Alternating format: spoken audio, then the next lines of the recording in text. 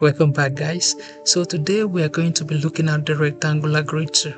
The rectangular grid tool is used to create tables, hash, and several kinds of tables that you want to create.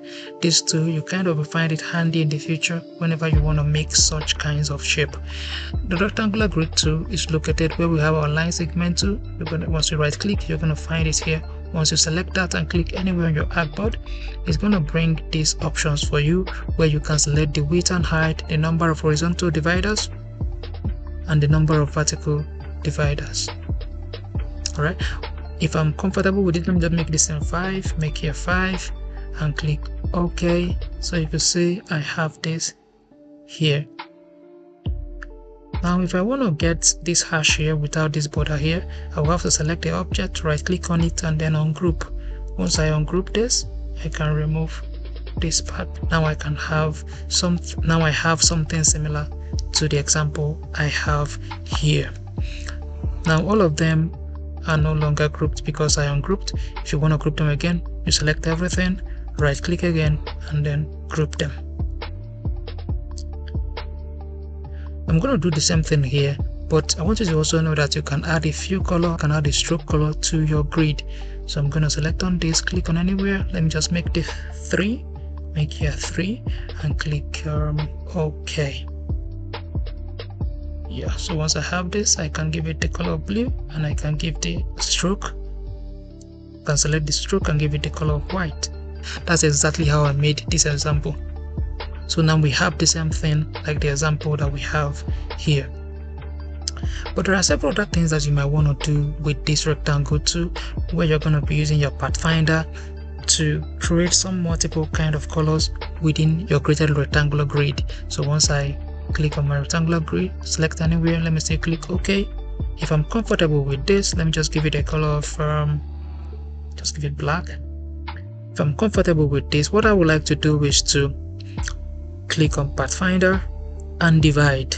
Once I divide this, right click and ungroup, they become unique entities, and I can make any change that I want. I can give one different color and I can give another different color.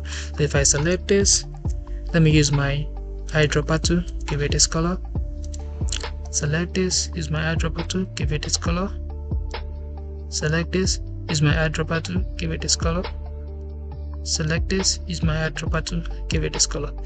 So you are at liberty. So you can see this looks like a shares board. Maybe you are doing a project that has to do with creating a shares board or something. You can find the rectangular tool very handy. Instead of creating squares one after the other to make your chessboard, you can leverage on the rectangular grid tool to create that table, and then use your pathfinder to give each grid or each particular sub square inside the grid a different color. Now there are some other things that we can also achieve using this. We can still use our shape builder to create some unique kind of table using the rectangular grid tool. So once I click on this, I'm going to still make the same kind of table that I made earlier. I'll click OK, select everything, let me just give it this color black, increase this a bit. Once I have this selected, I will just click on my shape builder tool, which I have here, click on that, select all these colors together, and they are now merged. Right, I can select this, these two are now merged. I can select this, these two are now merged. Alright, so I can give them different colors. Let me right click on this and ungroup, then I can give them different colors. See that? Let me select all this and give it a different color. Select this, give it a different color. Let me select this and give it a different color. Of course, you can add text to this. So let me click on text. Maybe write something, just shape.